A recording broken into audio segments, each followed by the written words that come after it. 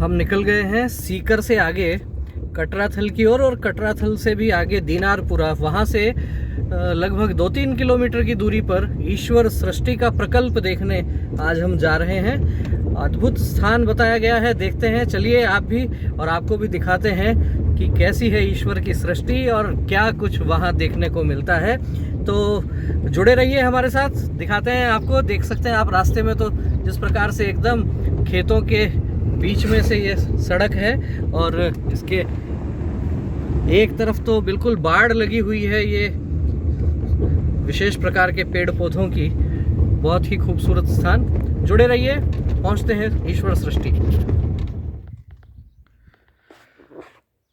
हम आ गए हैं सीकर से लगभग 11 किलोमीटर दूर कटराथल और कटराथल से लगभग 4 किलोमीटर दूर ईश्वर सृष्टि। आप इसे समझ सकते हैं इस प्रकार से भी। पंडित दीनदयाल उपाध्याय शेखावाटी विश्वविद्यालय से लगभग 5 किलोमीटर की दूरी पर कटराथल और वहाँ से दीनारपुरा होते हुए ईश्वर सृष्टि में हम अभी आ चुके हैं और आपको अभी दिखाएंगे एक अद्भुत स्थान जिस प्रकार से यह तैयार किया गया है। इस ईश्वर सृष्टि में जैसे ही आप प्रवेश करते हैं तो सबसे पहले बाहर का जो यह दृश्य है, व्यसन विसर्जन स्थल आप देख सकते हैं। व्यसन विसर्जन स्थल, अंदर आपको किसी प्रकार का भी जो है गुटखा, बीड़ी, सिगरेट, तंबाकू ये ले जाने की इजाज़त नहीं है। शुद्ध रूप से हम कह सकते हैं कि एक सुरम्य वातावरण के बीच यह स्थान, एक अद्भुत प्राकृतिक सुंदरता लिए हुए यह स्थान। आइए आपको दिखाते हैं भीतर चल के। जैसे ही हम ईश्वर सृष्टि के भीतर प्रवेश करते हैं, आप देख सकते हैं रंग बिरंगे फूल, पेड़ पौधे और एक विशेष प्रकार से यहाँ आपको अद्भुत आनंद मिलेगा प्रकृति का। बहुत बड़ी संख्या में पेड़ पौधे यहाँ लगा रखे हैं, बहुत ही सलीके से, तरीके से ये पेड़ पौधे। और भीतर प्रवेश करते ही चिकित्सक परामर्श कक्ष, इसके पश्चात फिजियोथेरेपी कक्ष है। यहाँ पर विशेष प्रकार की पंचकर्म की व्यवस्थाएं आपको मिलेंगी, शिरोधारा और हम कह सकते हैं कि शारीरिक शुद्धि जिसे हम कह सकते हैं, मानसिक आराम भी यहाँ आपको मिलता है। बहुत ही सुरम्य वातावरण है, आप चारों तरफ देख सकते हैं कितनी खूबसूरत जगह है। खेजड़ी का वृक्ष आपका स्वागत करने को यहाँ आतुर है। और थोड़ा आप आगे बढ़ते हैं तो देखिए ये लकड़ियों के माध्यम से ही एक प्रवेश द्वार बनाया गया है और पंचवटी के सामने हम आ गए हैं। यहाँ से दाहिनी तरफ आप जाते हैं तो आपको केशव हवेली दिखेगी, जहाँ प्रकृति चिकित्सालय केंद्रीय कार्यालय है, पक्षी विहार है, विद्वता कुटी पक्षी विहार आप देख सकते हैं, ध्यान साधना कक्ष और आहार चिकित्सा। ये जो अभी स्क्रीन पर आपको दिख रहा है केशव हवेली ईश्वर सृष्टि सेवा प्रन्यास की ओर से यह आयोजित। और यहाँ से यदि बाईं तरफ आप जाते हैं तो आप देखेंगे आगे मंदिर, यज्ञशाला, आहार चिकित्सा, ऋषि कृषि तंत्र मंत्र शोध संस्थान, नंदिनी गौशाला संवर्धन केंद्र है, वेद विद्यापीठ वहाँ अभी बनना है। और जैसे आगे बढ़ते हैं तो विभिन्न प्रकार के फलों के पेड़ पौधे यहाँ लगाए गए हैं। हम देख सकते हैं बील के कुछ फल भी यहाँ लगे हुए हैं, नींबू है, चीकू हैं, अमरूद हैं, अनेक प्रकार के पेड़ पौधे यहाँ लगे हुए हैं। आगे बढ़ते हैं और बहुत ही खूबसूरती के साथ व्यवस्थित तरीके से पेड़ पौधे भी यहाँ लगाए गए हैं। आगे बढ़ते हैं तो देखते हैं ये आपको स्क्रीन पर दिख रहा है मंदिर, शिवालय यहाँ है और शिवालय के ठीक सामने अभी हम पहुँच गए हैं। आप देख सकते हैं यहाँ से आप मंदिर की ओर जाते हैं, आगे बढ़ते हैं तो पहले यज्ञशाला आती है और यहाँ नियमित सुबह शाम दोनों समय यज्ञ होता है, हवन होता है। आगे मंदिर है और इसको भी बहुत अच्छा हेरिटेज लुक इसको दिया गया है।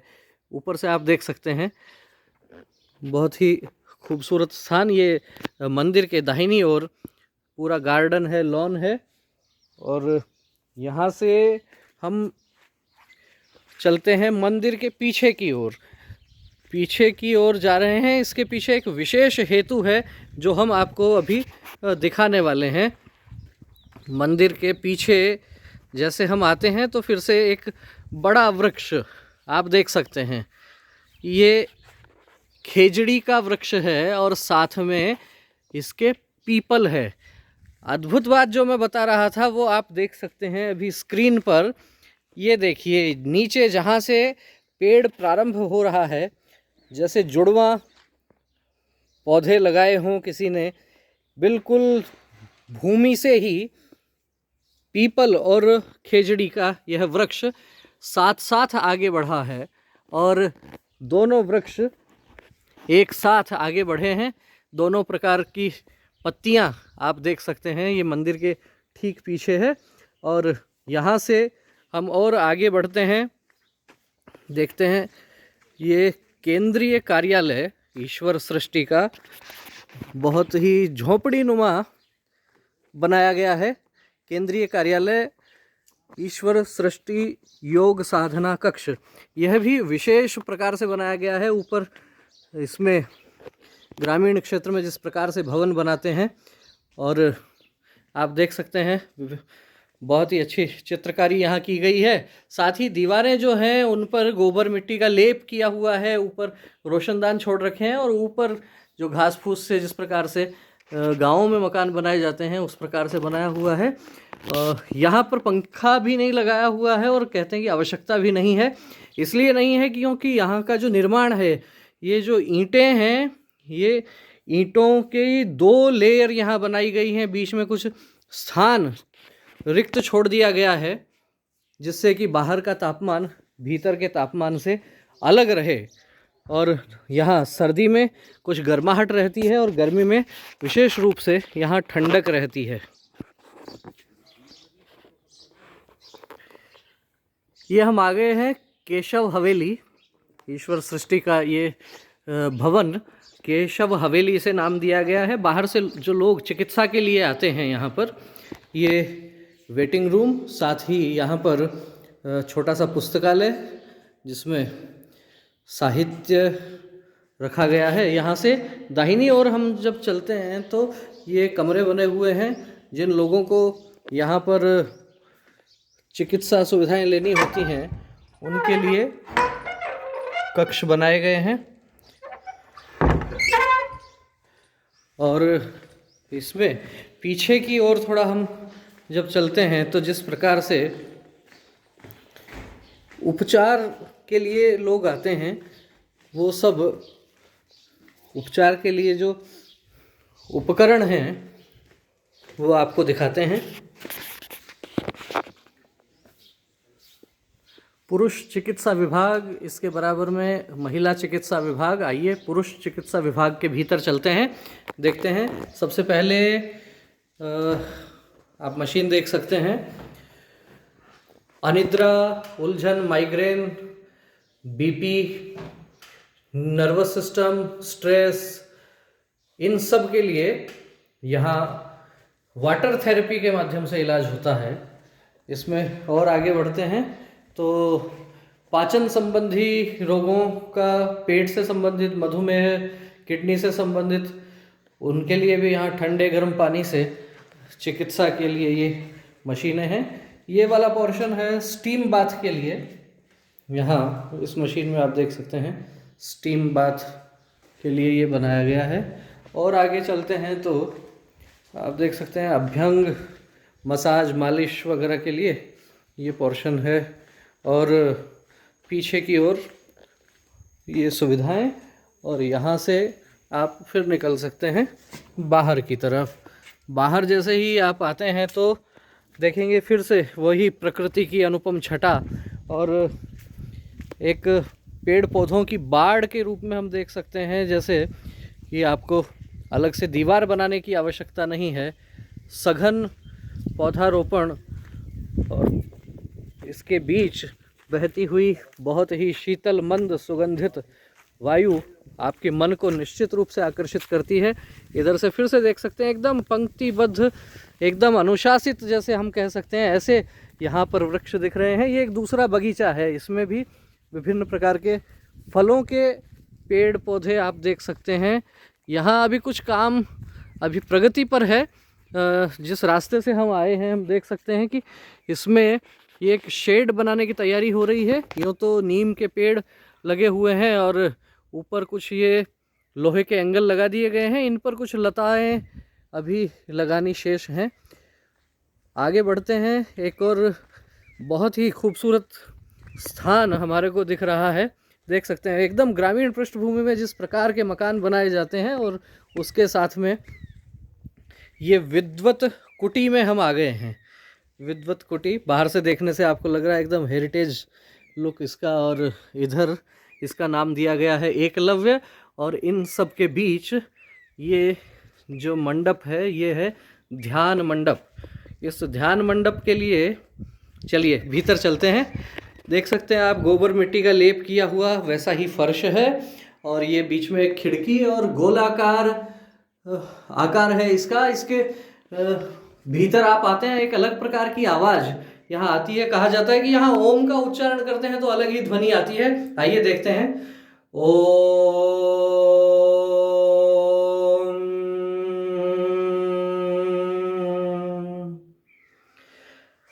बहुत ही सुरम्य वातावरण है एकदम। यदि आप परेशान हो गए हैं शहर की भागदौड़ वाली जिंदगी से और कुछ सुकून के पल बिताने हैं आपको, तो निश्चित रूप से यह स्थान आपके लिए बहुत उपयोगी सिद्ध हो सकता है। बहुत ही एकदम ग्रामीण परिवेश और उसमें सभी आधुनिक सुविधाओं के साथ में आपके स्वास्थ्य का ध्यान रखने के लिए पूरी व्यवस्थाएं हैं। पक्षियों की आवाज़ सुन सकते हैं।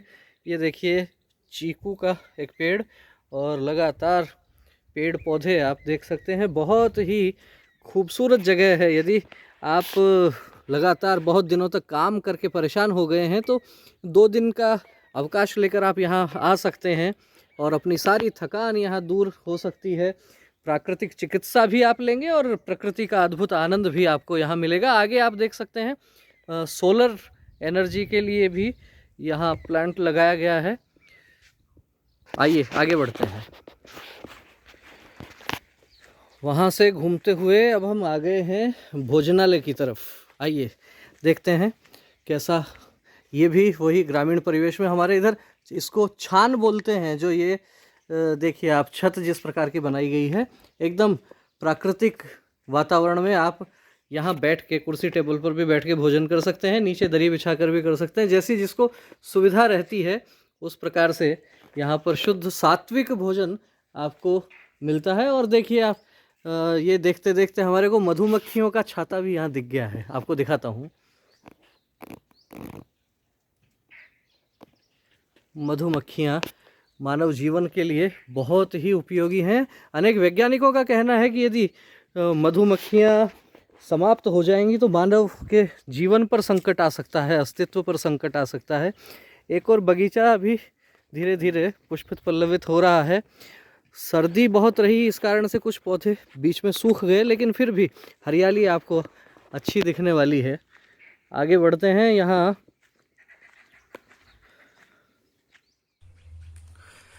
तो आइए चर्चा करते हैं ईश्वर सृष्टि के संस्थापक श्रीमान कमलेश जी पारीक से। क्या उनका विजन रहा, कैसे यह प्रकल्प प्रारंभ हुआ। कमलेश जी, आपसे जानना चाहेंगे सबसे पहले ये विचार आपके मन में कैसे आया, कब आया कि इस प्रकार की कोई योजना रचना करनी है। वास्तव में ईश्वर सृष्टि के संस्थापक तो ईश्वर स्वयं है, तो हम तो निमित्त मात्र हैं, संस्थापक नहीं है। पहली बात तो ये। दूसरी ये है कि हम अपने सनातन संस्कृति में हम कुछ व्यवस्थाएं सुनते हैं, जैसे आश्रम व्यवस्था, ब्रह्मचर्य आश्रम, गृहस्थ आश्रम, वानप्रस्थ आश्रम और संन्यास आश्रम जी। और उसके अलावा सनातन संस्कृति में 4 शब्द हैं, प्रारब्ध, पुरुषार्थ, परमाद और परमार्थ। यदि ये 4 आश्रम और 4 शब्दों की परिभाषा यदि हमने समझने का प्रयास करेंगे तो ईश्वर सृष्टि का मूल और ईश्वर सृष्टि का विचार ये अपने समझ में आएगा। कब प्रारंभ किया आपने इसे। ईश्वर सृष्टि इस प्रकल्प की स्थापना हमने 22 जुलाई 2018 को जी प्रारंभ किया। उस दिन मैं 50 वर्ष का हुआ था। उस दिन मैं मेरे सामाजिक दायित्व व्यावसायिक और पारिवारिक दायित्वों से मुक्त होकर के वानप्रस्थ आश्रम में मैंने प्रवेश किया और उस दिन से ईश्वर सृष्टि की स्थापना की। ये जो पूरा आप डेवलपमेंट देख रहे हो, ये पिछले 3.5 साल का डेवलपमेंट है। आगे कहाँ तक ले जाना चाहते हैं इसको, और आगे भविष्य में क्या योजनाएं हैं? भविष्य की योजनाएं जानने के लिए पहले हमको अब तक जो हो गया वो समझना पड़ेगा। अब तक हमारे यहाँ पे प्राकृतिक चिकित्सा अनुसंधान केंद्र, ऋषि कृषि तंत्र मंत्र शोध संस्थान, नंदिनी गौ सेवा संवर्धन एवं अनुसंधान संस्थान, ये 3 प्रकल्प इस समय पूर्ण रूप से बनकर के तैयार हैं और 2 प्रकल्पों ने अपना कार्य प्रारंभ भी कर दिया है।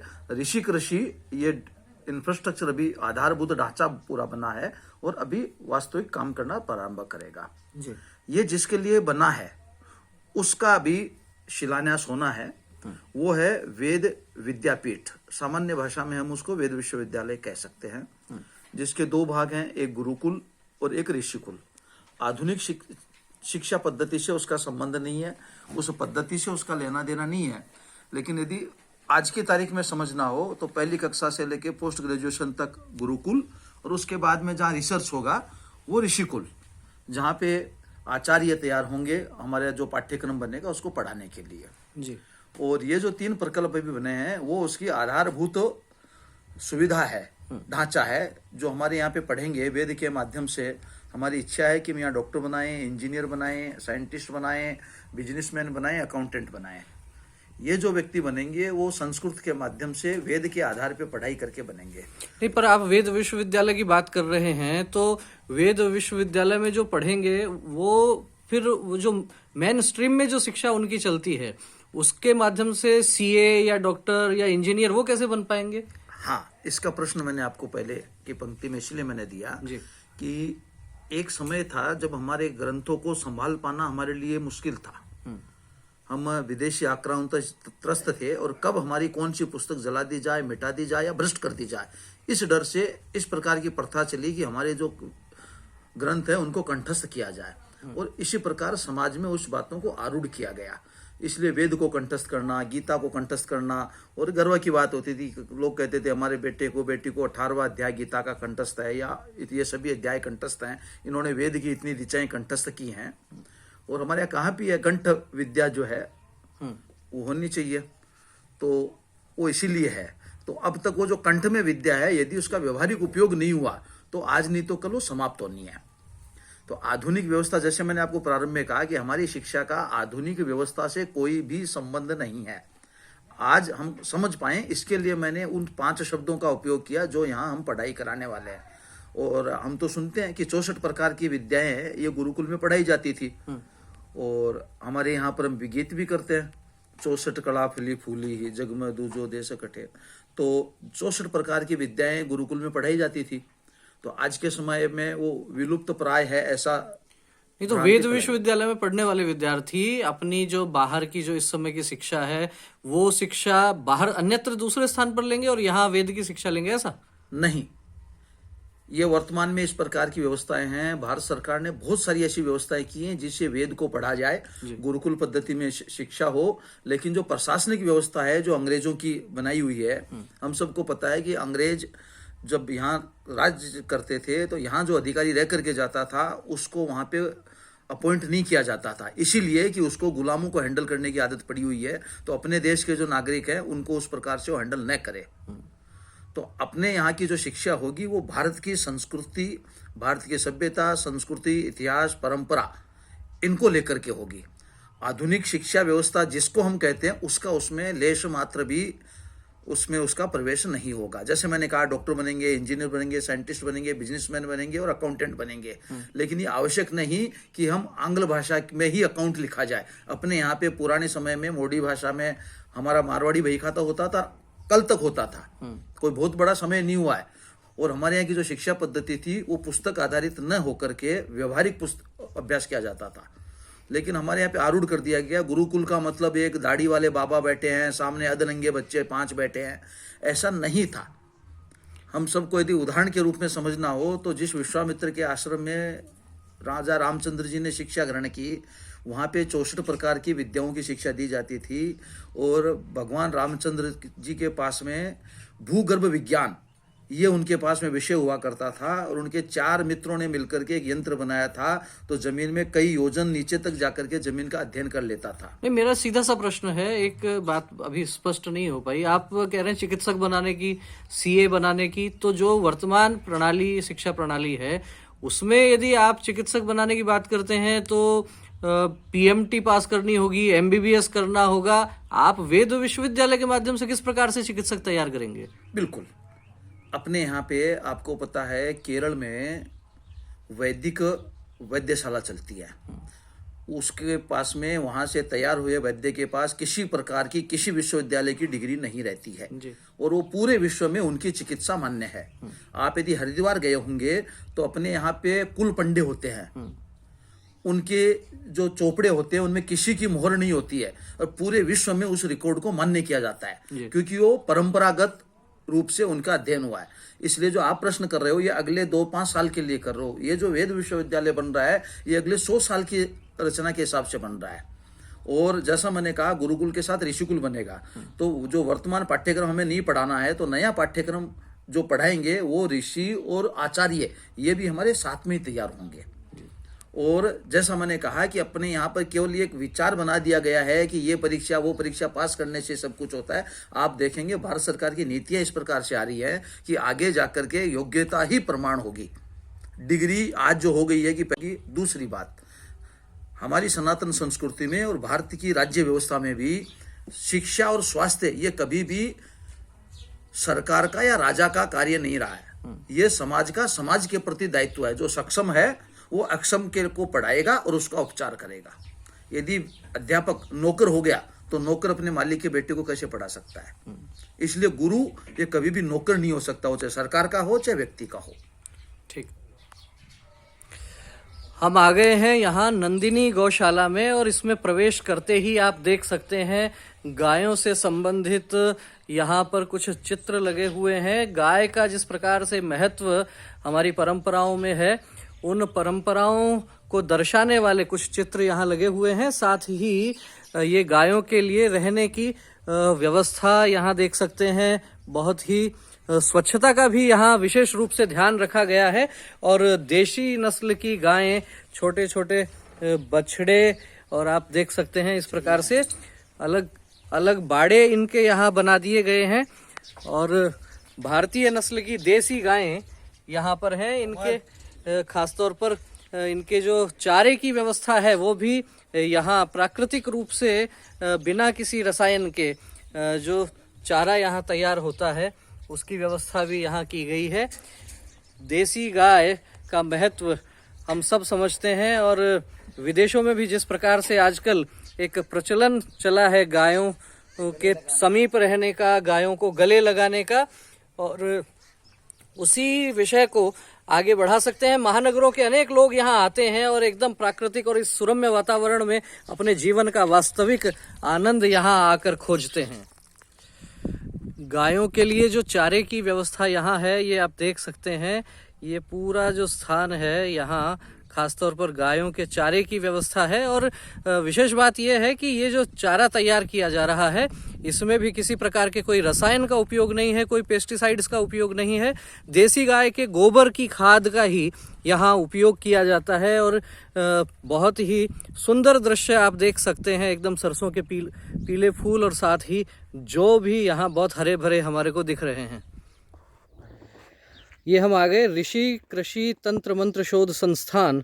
इसके दाहिनी ओर चलेंगे तो आगे गौशाला आएगी और आइए चलते हैं भीतर ऋषि कृषि तंत्र मंत्र शोध संस्थान में। शुरुआत वही आपका स्वागत हरियाली के साथ में और आगे देखते हैं बहुत ही खूबसूरत यहाँ पर गुलाब के फूल लगे हुए हैं। दूर से महक आ रही है, बहुत ही इनकी आप साइज देख सकते हैं, बहुत बड़ी साइज है और यहाँ इतनी दूर से भी इनकी खुशबू महसूस की जा सकती है। वास्तव में ये जो आनंद है ये है प्रकृति का आनंद। और यहाँ पर छोटे छोटे अलग से केबिन बनाए गए हैं। आइए दिखाते हैं आपको।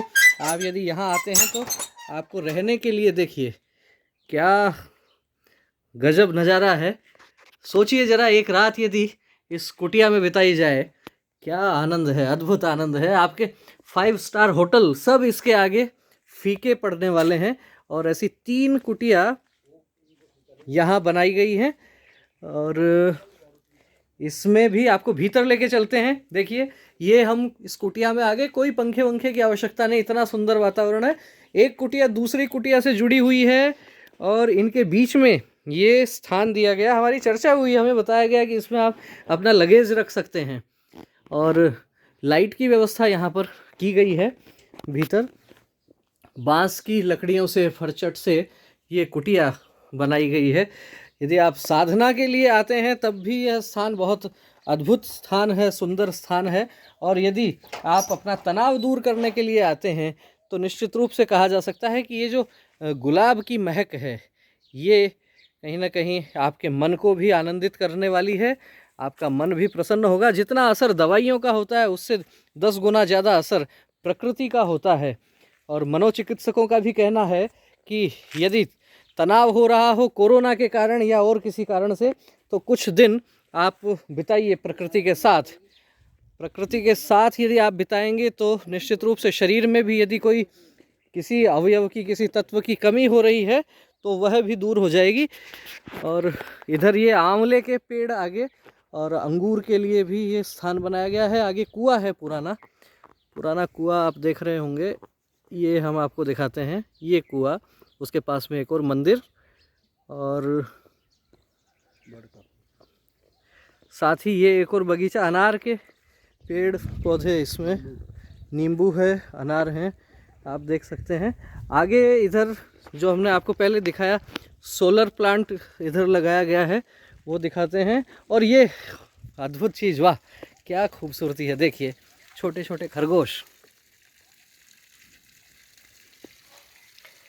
तो ये वाला जो हिस्सा है ईश्वर सृष्टि का, ये यदि आप परिवार सहित आते हैं तो छोटे बच्चों के लिए ये प्राकृतिक रूप से अच्छे अच्छे छोटे छोटे से खरगोश खिलौने के रूप में, यदि आप खिलौने नहीं भी लेकर आए, बच्चे इनके साथ खेल सकते हैं। बहुत ही अलग से ये स्थान विकसित किया गया है। ये सोलर प्लांट इधर देख सकते हैं। और इधर पास में ही अभी हमारी चर्चा हुई, गोबर गैस का प्लांट भी लगाने की तैयारियां हो चुकी हैं। तो निश्चित रूप से इस पूरे क्षेत्र को देख के कहा जा सकता है कि प्रकृति का आनंद देखना है आधुनिक सुविधाओं व्यवस्थाओं के साथ में, तो आप आ सकते हैं। सीकर से आगे कटराथल, कटराथल से और थोड़ा सा आगे दिनारपुरा, और वहाँ ईश्वर सृष्टि। यहाँ पर गौ संरक्षण, गौ संवर्धन, इसका भी काम है, प्रकृति का काम है, जैविक कृषि आप देख सकते हैं। और जिस प्रकार से खूबसूरती यहाँ की हमने आपको भी दिखाई। और एक नींबू का पेड़, उस पर लगा हुआ नींबू आपको दिखाता हूँ।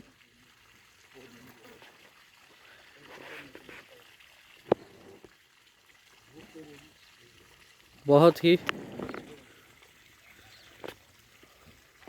अद्भुत सुरम्य वातावरण है। तो चले आइए, अपनी थकान दूर करने के लिए यदि किसी प्रकार से आपको प्राकृतिक चिकित्सा की आवश्यकता है, और आवश्यकता नहीं भी है, आगे भी आवश्यकता नहीं पड़ेगी यदि घूमते रहेंगे हमारे साथ इस तरह के विशेष स्थानों पर। आपको यदि ये वीडियो अच्छा लगा हो तो लाइक कीजिए, अधिक से अधिक लोगों से इसे शेयर कीजिए, और इस संदर्भ में आपका जो भी विचार हो कमेंट करके हमें अवश्य अवगत करवाइए। फिर से जाएंगे किसी एक और बेहतरीन स्थान पर और लेकर आएंगे आपके लिए ताज़ा तरीन जानकारियाँ। तब तक आप देखते रहिए द विवेक व्यूज। बहुत बहुत धन्यवाद, नमस्कार।